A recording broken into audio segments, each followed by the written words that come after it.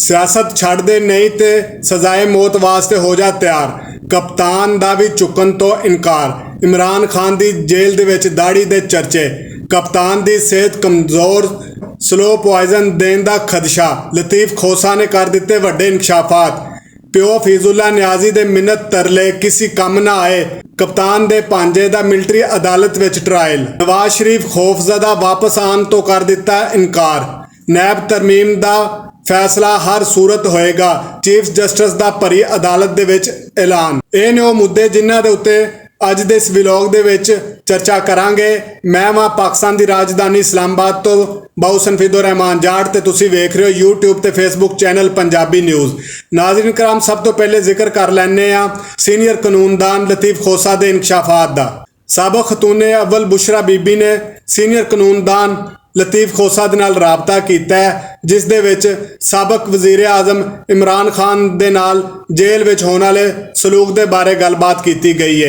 बुशरा बीबी ने कप्तान दा पैगाम भी सीनियर कानूनदान लतीफ खोसा नूं पहुंचाया है ते सुप्रीम कोर्ट दे बाहर गलबात करदिआं सीनियर कानूनदान लतीफ खोसा दा दसना सी कि इमरान खान नूं जेल दे विच घर दा जिहड़ा खाना है ਉਹ ਖਾਣ ਤੇ ਉਹਦੇ ਉੱਤੇ ਪਾਬੰਦੀ ਹੈ ਤੇ ਉਹਨਾਂ ਨੂੰ ਖਾਸ ਮਨਸੂਬਾਬੰਦੀ ਦੇ ਤਹਿਤ ਜੇਲ੍ਹ ਦਾ ਖਾਣਾ ਦਿੱਤਾ ਜਾ ਰਿਹਾ ਹੈ। ਜੇਲ੍ਹ ਦੇ ਖਾਣੇ ਦੇ ਵਿੱਚ ਉਹਨਾਂ ਨੂੰ ਖਦਸ਼ਾ ਹੈ ਕਿ ਉਹਨਾਂ ਨੂੰ ਸਲੋ ਪੋਇਜ਼ਨ ਨਾ ਦੇ ਦਿੱਤਾ ਜਾਵੇ, ਕਿਉਂਕਿ ਇਮਰਾਨ ਖਾਨ ਦਾ ਸਰੀਰ ਜਿਹੜਾ ਉਹ ਦਿਨ ਬ ਦਿਨ ਕਮਜ਼ੋਰ ਹੁੰਦਾ ਜਾ ਰਿਹਾ ਹੈ। जिस कमरे दे विच इमरान खान नूं रखा गया है वो बाला ही छोटा जिहा कमरा है, ना उत्थे कोई सफाई का इंतजाम है ते गंदगी जिहड़ी है वो ज़्यादा है। इमरान खान दे नाल ਇਹ ਸਲੂਕ ਇਸ ਵਾਸਤੇ ਕੀਤਾ ਜਾ ਰਿਹਾ ਹੈ ਤਾਂ ਕਿ ਉਹ ਟੁੱਟ ਜਾਣ ਤੇ ਐਸਟੈਬਲਿਸ਼ਮੈਂਟ ਦੀ ਗੱਲ ਮੰਨ ਲੈਣ।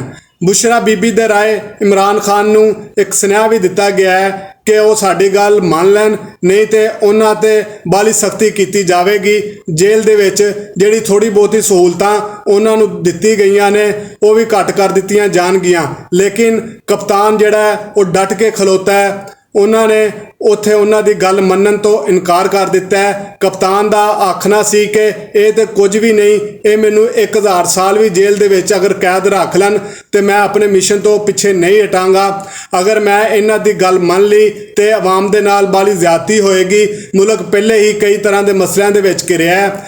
ਲੋਕ ਜਿਹੜੇ ਨੇ ਰੋਟੀ ਨੂੰ ਤਰਸ ਰਹੇ ਨੇ। ਮੈਂ ਆਵਾਮ ਨੂੰ ਇਸ ਹਾਲ ਵਿੱਚ ਨਹੀਂ ਵੇਖ ਸਕਦਾ। ਅਟਕ ਜੇਲ੍ਹ ਦੇ ਵਿੱਚੋਂ ਇਮਰਾਨ ਖਾਨ ਦੀ एक खास तस्वीर जिहड़ी है कुछ एंकर परसन ते सहाफियों नूं शेयर की गई है, जिहदे विच इमरान खान दी दाढ़ी नज़र आ रही है। सहाफी उस तस्वीर नूं लैके अपने ताईं तबसरे ते तजज़िए कर रहा है। मैं तुहानूं इस तस्वीर दी असल कहानी दसदा है कि है की है। तुहानूं सारिआं नूं पता है कि कप्तान रैगूलर एक्सरसाइज करते हैं ते डेली बेसिस ते वो तैयार हुंदे ने। वो तैयार क्यों ना होण, क्योंकि हर बंदे दा हक है कि वो बन के समर के रवे ते इस वास्ते कप्तान भी जिहड़े ने वो रोज़ जिहड़े ने तैयार हुंदे ने ते रोज़ शेव करते हैं।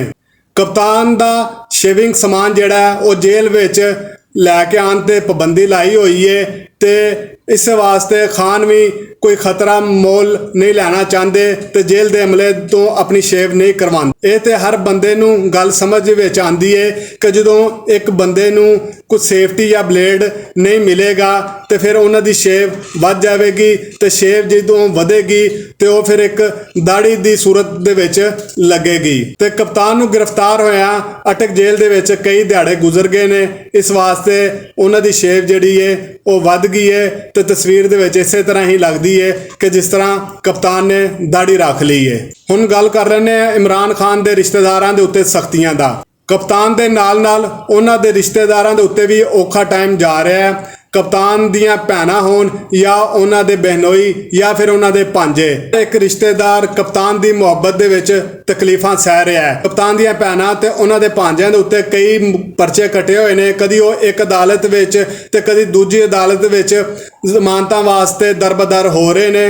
कप्तान दे भांजे हसान नियाजी नूं भी जिन्ना हाउस हमला केस विच गिरफ्तार किया होया है।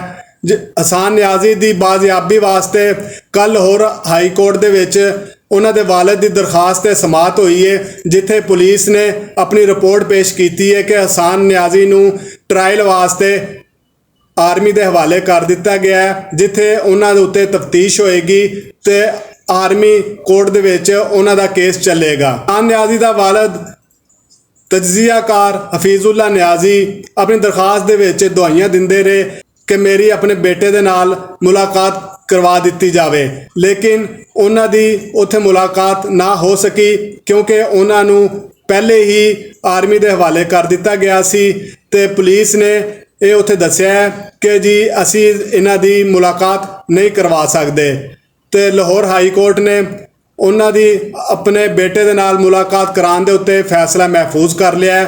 ਉਹ ਹੁਣ ਵੇਖੋ ਕਦੋਂ ਸੁਣਾਇਆ ਜਾਂਦਾ ਹੈ।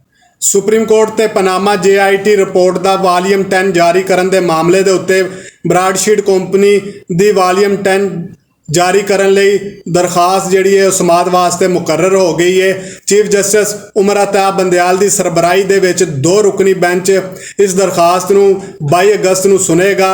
ਅਦਾਲਤ ਨੇ ਅਟਾਰਨੀ ਜਨਰਲ ਸਮੇਤ ਦੀਗਰ ਫਰੀਕਾਂ ਨੂੰ ਨੋਟਿਸ ਜਾਰੀ ਕਰ ਦਿੱਤਾ ਹੈ। Supreme court review and judgement ਦੇ ਫੈਸਲੇ ਤੋਂ ਬਾਅਦ ਤੇ ਨਵਾਂ ਕੇਸ ਖੁੱਲ੍ਹਣ ਤੋਂ ਬਾਅਦ ਨਵਾਜ਼ ਸ਼ਰੀਫ ਨੇ ਪਾਕਿਸਤਾਨ ਵਾਪਸੀ ਲਈ ਆਪਣਾ ਫੈਸਲਾ ਤਬਦੀਲ ਕਰ ਲਿਆ। ਨਵਾਜ਼ ਸ਼ਰੀਫ ਨੂੰ ਖੌਫ ਹੈ ਕਿ ਉਹਨਾਂ ਦੇ ਉੱਤੇ ਪਹਿਲੇ ਹੀ ਜਿਹੜੇ ਅਦਾਲਤ ਦੇ ਵਿੱਚ ਜਿਹੜੇ ਮੁਕੱਦਮਾ ਸੀ ਉਹ ਖਤਮ ਹੋ ਗਏ, ਮਗਰ ਹੁਣ ਫਿਰ ਅਦਾਲਤ ਨੇ ਜਿਹੜਾ ਉਹ ਫੈਸਲਾ ਜਾਰੀ ਕਰਕੇ ਉਹਨਾਂ ਵਾਸਤੇ ਮੁਸ਼ਕਲਾਤ ਵਧਾ ਦਿੱਤੀਆਂ ਨੇ। ਉਹਨਾਂ ਨੂੰ ਇਹ ਵੀ ਖਦਸ਼ਾ ਹੈ ਕਿ ਜਦੋਂ ਵੀ ਉਹ ਪਾਕਿਸਤਾਨ ਜਾਣਗੇ ਤੇ ਉਹਨਾਂ ਨੂੰ ਗ੍ਰਿਫਤਾਰ ਕਰ ਲਿਆ ਜਾਏਗਾ। ਗ੍ਰਿਫਤਾਰੀ ਤੋਂ ਬਚਣ ਵਾਸਤੇ ਉਹਨਾਂ ਨੇ ਇਹੀ ਸੋਚਿਆ ਕਿ ਲੰਦਨ ਰਹਿਣਾ ਹੀ ਉਹਨਾਂ ਵਾਸਤੇ ਬਿਹਤਰ ਹੈ। ਨਾਜ਼ਰੀਨ ਕਰਾਮ, ਤੁਹਾਨੂੰ ਯਾਦ ਹੋਵੇਗਾ ਕਿ ਮੈਂ ਪਹਿਲੇ ਵੀ ਆਪਣੇ ਵਲੌਗ ਦੇ ਵਿੱਚ ਇਹ ਕਈ ਵਾਰ ਦੱਸ ਚੁੱਕਿਆ ਕਿ ਨਵਾਜ਼ ਸ਼ਰੀਫ ਪਾਕਿਸਤਾਨ ਵਾਪਸ ਨਹੀਂ ਆਉਣਗੇ ਤੇ ਇੰਤਖਾਬਾਤ ਦੇ ਵਿੱਚ ਉਹਨਾਂ ਦੀ ਪਾਰਟੀ ਮੁਸਲਿਮ ਲੀਗ ਨੂਨ ਉਹਨਾਂ ਦੀ ਕੰਪੇਨ ਤੋਂ ਬਗੈਰ ਇਲੈਕਸ਼ਨ ਲੜੇਗੀ। ਇਹ ਉਹੀ ਨਵਾਜ਼ ਸ਼ਰੀਫ ਨੇ ਜਿਹੜੇ ਐਸਟੈਬਲਿਸ਼ਮੈਂਟ ਨਾਲ ਡੀਲ ਕਰਕੇ ਦਵਾਈ ਲੈਣ ਦੇ ਬਹਾਨੇ ਲੰਦਨ ਗਏ ਸੀ। ਆਮ ਉਹਨਾਂ ਨੂੰ ਇੱਕ ਫਰਾਡੀਆ ਤੇ ਮਫਰੂਰ ਸਮਝਦੀ ਏ। 3-4 ਸਾਲ ਗੁਜ਼ਰ ਗਏ ਨੇ, ਹਜੇ ਤੱਕ ਉਹਨਾਂ ਦੀ ਜਿਹੜੀ ਸਿਹਤ ਬਹਾਲ ਨਹੀਂ ਹੋਈ, ਇਸ ਵਾਸਤੇ ਉਹ ਪਾਕਿਸਤਾਨ ਨਹੀਂ ਪਰਤੇ। ਸੁਪਰੀਮ ਕੋਰਟ ਦੇ ਵਿੱਚ ਨੈਬ ਤਰਮੀਮ ਦੇ ਉੱਤੇ ਇਮਰਾਨ ਖਾਨ ਦੀ ਦਰਖਾਸਤ ਦੇ ਉੱਤੇ ਸਮਾਅਤ ਦੇ ਦੌਰਾਨ ਚੀਫ ਜਸਟਿਸ ਉਮਰ ਅਤਾ ਬੰਦਿਆਲ ਨੇ ਆਖਿਆ ਕਿ ਨੈਬ ਤਰਮੀਮ ਲਈ ਕੇਸ ਜਿਹੜਾ ਉਹ ਲੰਬੇ ਅਰਸੇ ਤੋਂ ਜ਼ੇਰੇ ਸਮਾਅਤ ਹੈ। ਮੇਰੀ ਰਿਟਾਇਰਮੈਂਟ ਵੀ ਕਰੀਬ ਹੈ ਤੇ ਹੁਣ ਹਰ ਸੂਰਤ ਮੈਂ ਇਸ ਕੇਸ ਦਾ ਫੈਸਲਾ ਕਰਾਂਗਾ। ਅਗਰ ਇਹ ਮੈਂ ਫੈਸਲਾ ਨਾ ਕਰ ਸਕਿਆ ਤੇ ਮੇਰੇ ਵਾਸਤੇ ਬਾਇਸੇ ਸ਼ਰਮਿੰਦਗੀ ਹੋਏਗਾ। ਨਾਜ਼ਰੀਨ ਕਰਾਮ, ਜਦੋਂ ਇਸ ਕੇਸ ਦਾ ਫੈਸਲਾ ਆਵੇਗਾ ਤੇ ਨਵਾਜ਼ ਸ਼ਰੀਫ ਦੀ ਧੀ ਮਰੀਮ ਨਵਾਜ਼ ਵਾਸਤੇ ਵੀ ਮੁਸ਼ਕਲਾਤ ਪੈਦਾ ਹੋਣਗੀਆਂ।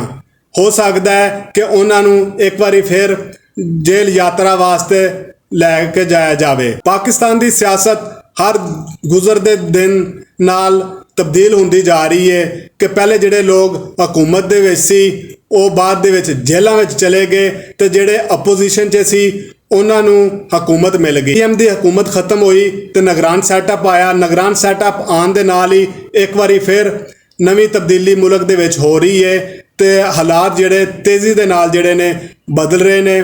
ਮੁਲਕ ਦੀ ਮਈਸ਼ਤ ਜਿਹੜੀ ਹੈ ਉਹ ਦਿਨ ਬ ਦਿਨ ਕਮਜ਼ੋਰ ਹੁੰਦੀ ਜਾ ਰਹੀ ਹੈ। ਮੁਲਕ ਦੇ ਵਿੱਚ ਮਹਿੰਗਾਈ ਦੀ ਜਿਹੜੀ ਹੈ ਉਹ ਆਵਾਜ਼ਾਂ ਨੇ।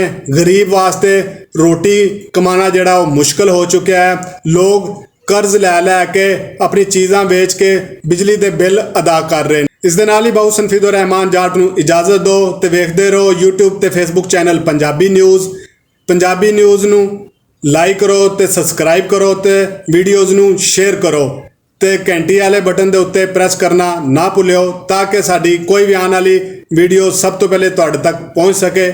ਅੱਲਾ ਨਿਗਹਿਬਾਨ।